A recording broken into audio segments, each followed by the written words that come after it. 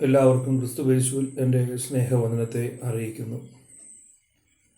ദൈവത്തിൻ്റെ തിരുവെഴുത്തുകൾ നാം പരിശോധിക്കുമ്പോൾ ദൈവം വസിക്കുന്ന,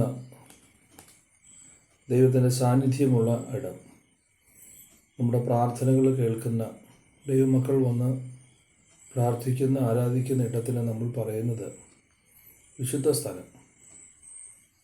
പഴയ നിയമത്തിൽ നാം കാണുന്നത് സമാഗമന കൂടാരം. മോശയുടെ പഞ്ചഗ്രന്ഥങ്ങളിൽ അത് ഊന്നി പറയുന്ന ഒരു പുസ്തകമാണ് ലേവ്യ പുസ്തകം. ലേവ്യ പുസ്തകത്തിൽ ഉടനീളം നാം പഠിച്ചു കഴിയുമ്പോൾ യഹോവയായ ദൈവം ഇസ്രായേലിന് കൊടുത്ത ചട്ടങ്ങളും പ്രമാണങ്ങളുമാണ്. അവയാൽ ഉപദേശങ്ങൾ, വിശുദ്ധിയുടെയും പ്രമാണങ്ങൾ. അവിടെ നമുക്ക് സമാഗമന കൂടാരത്തിൽ നടക്കേണ്ട നടപടിക്രമങ്ങളെപ്പറ്റി കാണാൻ കഴിയുന്നുണ്ട്. അതുപോലെ തന്നെ യാഗങ്ങളും പുരോഹിത വസ്ത്രങ്ങളെപ്പറ്റിയുള്ള വിശദീകരണങ്ങൾ, ആരെല്ലാം ശുശ്രൂഷ ചെയ്യണം, ഏതെല്ലാം ശുശ്രൂഷ ഏതെല്ലാം വിധത്തിൽ ചെയ്യണം എന്നുള്ളതിനെ കുറിച്ചെല്ലാം വിശദീകരണങ്ങൾ നമുക്ക് അവിടെ കാണാനായിട്ട് കഴിയുന്നു. അങ്ങനെ പല പുസ്തകങ്ങളിലും നമുക്ക് അതിനെപ്പറ്റി വായിക്കാനായിട്ട് കഴിയുന്നു. അത് പുതിയ നിയമത്തിലേക്ക് നമ്മൾ കടന്നു വരുമ്പോൾ അപ്പോസ്തലപ്രവൃത്തി 7-ാം അധ്യായത്തിലാണ് ഈ സമാഗമന കൂടാരത്തെ പറ്റിയുള്ള അതേ ആലയം, ഒന്നുരുടെ വിശദീകരണങ്ങൾ, ഒന്നുരുടെ പേരുകൾ നമുക്ക് കാണാൻ കഴിയുന്നത്. അപ്പോസ്തലപ്രവൃത്തി 7-ാം അധ്യായം നാം പഠിക്കുമ്പോൾ അവിടെ മരുഭൂമിയിലെ സഭ എന്ന് കാണാൻ കഴിയുന്നുണ്ട്. അപ്പോൾ തന്നെ സാക്ഷ്യ കൂടാരം എന്ന് നമുക്ക് കാണാൻ കഴിയുന്നുണ്ട്. അത് യഹോവയുടെ സാക്ഷ്യ കൂടാരം, യഹോവയുടെ വാസസ്ഥലം, ദൈവത്തിൻ്റെ ആലയം, ദൈവത്തിൻ്റെ വിശുദ്ധ സ്ഥലം എന്നതിനെപ്പറ്റിയൊക്കെ പരാമർശം നമുക്ക് കാണാൻ കഴിയുന്നു. ഇതിലെല്ലാം ഇവർ യാഗമൊക്കെ നടത്തുമ്പോഴും പെരുന്നാളുകളും ഒക്കെ നടത്തുമ്പോഴും അതൊക്കെ ചട്ടം പ്രമാണമായിരുന്നു. ഇസ്രായേലിനത് അനുഷ്ഠിച്ചിരുന്നു. അതുപോലെ അവർ ഭക്തിയോടെ അനുഷ്ഠിച്ചിരുന്നു. ഇന്ന് നമുക്ക് പെരുന്നാളും അതുപോലെ തന്നെ ഉത്സവങ്ങളൊന്നും ഇല്ലെങ്കിലും ഇസ്രായേൽ ജനം യഹോവയായ ദൈവത്തിൻ്റെ സന്നിധിയിൽ അവർ വിശുദ്ധിയോടുകൂടെ നിന്ന് അവർ മരുഭൂമിയിലായിരുന്നപ്പോഴും അവരെ യാത്രയിലൊക്കെയും ദൈവത്തെ ഭയപ്പെട്ടിരുന്നു. ഒരു കൂട്ടം ജനം പിന്മാറിപ്പോയി. ഇതിനെക്കുറിച്ചൊക്കെ നമുക്ക് പഠിക്കാനായിട്ട് കഴിയുന്നുണ്ട്. ഇവിടെ എങ്കിലും ദൈവം അവരെ കൈവിട്ടില്ല. ദൈവം അവരുടെ കൂടെ ഇരുന്ന് ദൈവം അവരെ അനുഗ്രഹിച്ചു എന്ന് നമുക്ക് കാണാൻ കഴിയുന്നു. ഈ വിശുദ്ധിയോടുകൂടെ അവർ ജീവിച്ചതുകൊണ്ട് അവരാ കർമ്മങ്ങളും അല്ലെങ്കിൽ അനുഷ്ഠാനങ്ങളും ആ യാഗങ്ങളെല്ലാം ആ ദൈവം പറഞ്ഞതുപോലെ അഥവാ മോശ മുഖാന്തരം അരുളി ചെയ്തതുപോലെ അവർ ചെയ്തതുകൊണ്ട് അവരുടെ ജീവിതത്തെ ദൈവം അനുഗ്രഹിച്ചു. അവിടെ പകൽ മേഘസ്തംഭത്തിലും രാത്രി അഗ്നിസ്തംഭത്തിലും അവരെ വഴി നടത്തി വരുന്നതായിട്ട് നമുക്ക് കാണുവാൻ കഴിയുന്നു. അപ്പോൾ മുഴുവൻ ഉത്തരവാദിത്വവും ദൈവം ഏറ്റെടുത്തതായിട്ട് കാണാൻ കഴിയുന്നു. അപ്പോൾ ദൈവസന്നിധിയിൽ നാം വിശ്വസ്തയോടെ നിന്നു കഴിഞ്ഞാൽ തീർച്ചയായും ദൈവം നമ്മുടെ ഉത്തരവാദിത്വങ്ങൾ മുഴുവനും ഏറ്റെടുക്കും. ഇന്ന് ഒത്തിരി സാഹചര്യങ്ങൾ മാറിയിരിക്കുന്നു. എല്ലാവരുമല്ല, കുറച്ച് പേരൊക്കെ സാഹചര്യങ്ങൾ ഒക്കെ ഒത്ത് പോകുന്നുവെങ്കിലും ചിലർ വളരെ ദൈവത്തിൽ നിന്ന് അകന്ന് പോകുന്നതായിട്ട് കാണാനായിട്ട് കഴിയുന്നു. ജനം ഒന്നിച്ച് കൂടി വരുന്നത് ഒരു വലിയ സന്തോഷമായിരുന്നു. ആരാധനയ്ക്കോ അത് ആത്മീയ ഒരു സന്തോഷമായിരുന്നു. ആഹാരം അല്ലെങ്കിൽ അതൊരു വിഷയമായിരുന്നില്ല അന്ന്. ഇന്നതൊരു വിഷയമാണ്. പക്ഷെ ഇന്ന് സ്ഥിതി മാറി. ഇഷ്ടം പോലെ അത് സാഹചര്യങ്ങൾ നമുക്ക് കാണാൻ കഴിയുന്നു. അപ്പം നാം മടങ്ങി വരണം. ജനമേ, നാം ദൈവത്തിലേക്ക് മടങ്ങി വരേണ്ട സമയം അടുത്തിരിക്കുകയാണ്. ഒരു വിഷയം കേട്ടാൽ അന്ന് ഒരു ദുഃഖം, ഒരു പ്രയാസം, അത് എല്ലാവരുടെയും വിഷയമായിരുന്നു, എല്ലാവരുടെയും ഭാരമായിരുന്നു. എല്ലാവരും ഒന്നിച്ച് ആ ഭാരം ഏറ്റെടുത്ത് ഉപവസിക്കുകയോ പ്രാർത്ഥിക്കുകയോ ചെയ്യുന്ന ഒരു പതിവ് പണ്ട് സഭയ്ക്കകത്ത് ഉണ്ടായിരുന്നു. ഇന്നതെല്ലാം മാറി. അത് നാം മറന്നു പോകത്തില്ല. കാരണം അന്നത്തെ ഒരു വിഷയം, ഒരു പ്രസംഗ വിഷയം കേട്ടാൽ തന്നെ നാം ഒരിക്കലും അത് മറന്നു പോകത്തില്ലായിരുന്നു. അതിൻ്റെ പോയിൻസുകളൊന്നും മറന്നു പോകത്തില്ലായിരുന്നു. എൻ്റെ ചെറുപ്പകാലത്തൊക്കെ ഞാൻ കേട്ടിട്ടുണ്ട്. പല സഭകളും എൻ്റെ ചുറ്റുപാടുകളിൽ ജനിച്ച എൻ്റെ ചെറുപ്രായം മുതൽ എൻ്റെ വീടിന് ചുറ്റും പല പെന്തക്കോസ്ത് സഭകളും ഉണ്ടായിരുന്നു.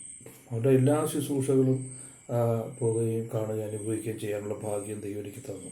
ഒരു നിമിഷം കേട്ടാലും അല്ലെങ്കിൽ ആ പ്രസംഗ വിഷയം ഒരിക്കലും നമ്മൾ മറന്നു പോകത്തില്ലായിരുന്നു.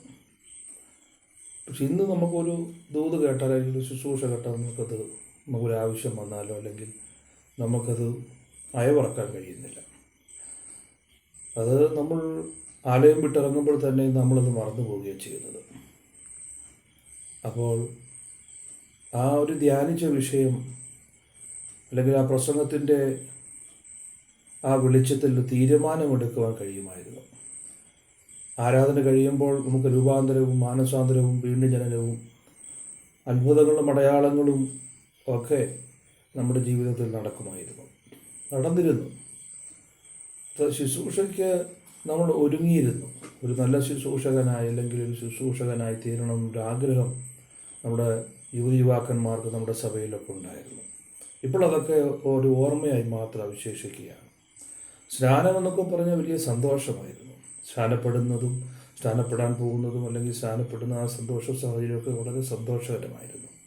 അത് വളരെ ആനന്ദകരമായിരുന്നു. പഴയ കാലങ്ങൾ പറയേണ്ടതല്ലോ, നമുക്ക് അറിയാവുന്ന കാര്യം തന്നെയാണ്. അപ്പോൾ പ്രവാചകന്മാർ പറഞ്ഞിട്ടുണ്ട്. അപ്പോൾ എല്ലാ വരുംവരാഴികളെ പറ്റിയും പ്രവാചകന്മാർ പറഞ്ഞിട്ടുണ്ട്. അവരെല്ലാം എല്ലാ കച്ചവടങ്ങളും എല്ലാ ബിസിനസ്സും ഇപ്പോൾ സഭയ്ക്കകത്ത് കൂടിയിരിക്കുകയാണ്.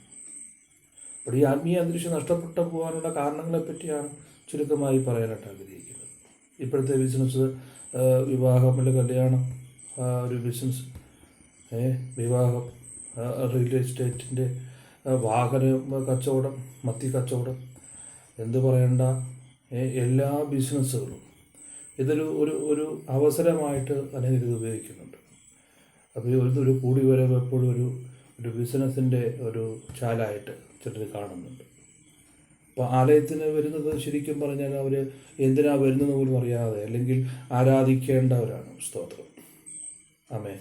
അവിടെ നമുക്ക് കാണാൻ കഴിയുന്നത് അവിടെ നല്ല പാട്ടുകൾ, നല്ല പ്രാർത്ഥനകൾ, നല്ല ആരാധനകൾ അവിടെ ഉയർന്നിരുന്നു. അവിടെ സന്തോഷവും ഐക്യതയും ദൈവസ്നേഹവും അവിടെ ഉയർന്നിരുന്നു. ആത്മാവിൻ്റെ ദൂതുകൾ, ആത്മാവിൻ്റെ ആലോചനകൾ ആ ആഴ്ചയ്ക്ക് ഒരാഴ്ച വട്ടക്കാലത്തിന് വേണ്ടതായ അല്ലെങ്കിൽ ഒരു കുടുംബത്തിന് വേണ്ടതായ ഒരു വ്യക്തിക്ക് വേണ്ടതായ ദൂതുകൾ അവിടെ പരിശുദ്ധാത്മാവ് ഒരു ഞായറാഴ്ച കൈമാറിയിരുന്നു. ഇന്ന് അതല്ല, ഒരു വ്യക്തിയുടെ ഇഷ്ടത്തിന് പോകുന്ന സഭയായിട്ട് മാറി. ഒരാളെ ഭയപ്പെട്ടോ അല്ലെങ്കിൽ ഒരാളുടെ ഇഷ്ടത്തിന് മാത്രം പോകുന്ന കൂട്ടങ്ങളായിട്ട് ആ വ്യക്തിയെ മാത്രം പ്രസാദിപ്പിക്കുന്ന ഒരു അവസ്ഥയായിട്ട് മാറിയിരിക്കുകയാണ്. അപ്പോൾ ഈ ഒരു വ്യക്തിയെ ഇഷ്ടപ്പെട്ട് അല്ലെങ്കിൽ ഈ ഒരു വ്യക്തി ദൈവത്തിൻ്റെ ഇഷ്ടം ശ്രദ്ധിക്കാതെ പോവുകയും ചെയ്യുകയാണ്. അത് വലിയൊരു നാശമാണ്. അല്ലെങ്കിൽ എന്ന് പറഞ്ഞാൽ ആ വ്യക്തിക്ക് വലിയൊരു പരാജയമാണ് ആ ജനത്തിനുണ്ടാകുന്നത്. അപ്പോൾ എനിക്ക് അനേകം നല്ല സഭകൾ അറിയാം. ഇന്നത്തെ നല്ല സഭകളെ കാണിച്ചു തരാൻ എനിക്ക് കഴിയും. പ്രൈസ് ദൈവത്തിന് മഹത്വം. നന്നായി പോകുന്ന സഭകളുണ്ട്, നന്നായി ശുശ്രൂഷിക്കുന്ന ദൈവദാസന്മാരുണ്ട്, നന്നായി സന്തോഷവും സമാധാനത്തോടും പഴയ കാലഘട്ടത്തെ പോലുള്ള എല്ലാ ആരാധനകൾ പോകുന്ന സഭകൾ ഇന്നുണ്ട്. മർക്കോസിൻ്റെ സുവിശേഷം 11-ാം അധ്യായം 15-ാം വാക്യം മുതൽ നമ്മൾ പഠിക്കുമ്പോൾ കർത്താവ് യെരുശലേമിൽ ചെന്ന് കണ്ട ഒരു കാഴ്ച നല്ല കാഴ്ചയായിരുന്നില്ല യേശു കണ്ടത്. അവിടെ വിൽക്കുന്നവരെയും വാങ്ങുന്നവരെയും യേശു കർത്താവ് പുറത്താക്കി തുടങ്ങി. ഈ പൊന്മാണിപ്പക്കാരുടെ മേശകളെയും പ്രാക്കളെയും വിൽക്കുന്നവരുടെ പീഠങ്ങളെയും മറിച്ചു കളഞ്ഞു. ഒരു വസ്തുവും ആ വഴി കൊണ്ടുപോകാൻ യേശു സമ്മതിച്ചില്ല. അവിടെ കൊണ്ടുവന്ന കാളയുടെ കൊല്ലാൻ കൊണ്ടുവന്ന ആടിൻ്റെയോ കാളയുടെയോ കഴുത്തിൽ കിടന്ന കയറായിരിക്കാം യേശു ചമ്മട്ടിയാക്കിയെടുത്തത്. ആർക്കും വേണ്ടാത്ത ഒരു കയറ് അതിനെ എടുത്ത് കർത്താവ് ഉപയോഗിക്കുവാനിടയായിത്തീർന്നു. അതിനെ ചമ്മട്ടി പോലാക്കി അടിച്ച് ഒരു ആത്മീയ കോപം യേശു കർത്താവിൽ കടന്നു വന്ന് അവരെല്ലാം അവിടുന്ന് മറിച്ചു കളഞ്ഞ് ഒരു വസ്തുവും ആ വഴി കൊണ്ടുപോകാൻ യേശു കർത്താവ് സമ്മതിച്ചില്ല. അത് യേശു കർത്താവിടെ ശുദ്ധികലശം ചെയ്യുകയാണ് ഒരു വ്യക്തി. പ്രിയമുള്ളവരെ, നമ്മുടെ വീടായാലും നാടായാലും സഭയാണെങ്കിലും ഒരു വ്യക്തി വിശ്വസ്തയോടെ വിശുദ്ധിയോടെ നിന്നാൽ, സത്യത്തിന് വേണ്ടി നിന്നാൽ, വചനത്തിന് വേണ്ടി നിന്നാൽ ദൈവം ആ വ്യക്തിക്ക് വേണ്ടി നിൽക്കും എന്ന് ഞാൻ പൂർണ്ണമായിട്ട് വിശ്വസിക്കുന്നു. നമുക്ക് വചനത്തിന് വേണ്ടി നിൽക്കാം. കർത്താവായ യേശുക്രിസ്തു പറയുന്നു, എൻ്റെ ആലയം സകല ജാതികൾക്കും പ്രാർത്ഥനാലയമെന്ന് വിളിക്കപ്പെടുമെന്ന്. അത് അങ്ങനെ തന്നെ ആയിരിക്കണമെന്ന് കർത്താവ് ഇന്നും ആഗ്രഹിക്കുന്നു. നിങ്ങളോ അതിനെ കള്ളന്മാരുടെ ഗുഹയാക്കി തീർത്തു എന്നാണ് യേശു കർത്താവ് പറഞ്ഞത്. നിങ്ങളത് കള്ളന്മാരുടെ ഗുഹയാക്കി തീർത്തിരിക്കുന്നു എന്നാണ്. തിരുമാറണ പ്രിയമുള്ളവരെ, ദൈവത്തിൻ്റെ വചനം എന്തു പറയുന്നു, തിരുവെഴുത്തുകൾ എന്തു പറയുന്നു? നമുക്ക് പ്രാർത്ഥിക്കാം. നമ്മൾ ദൈവഹിതം വെളിപ്പെടട്ടെ. ദൈവം നമ്മെ അനുഗ്രഹിക്കട്ടെ. ആമേൻ. സ്തോത്രം.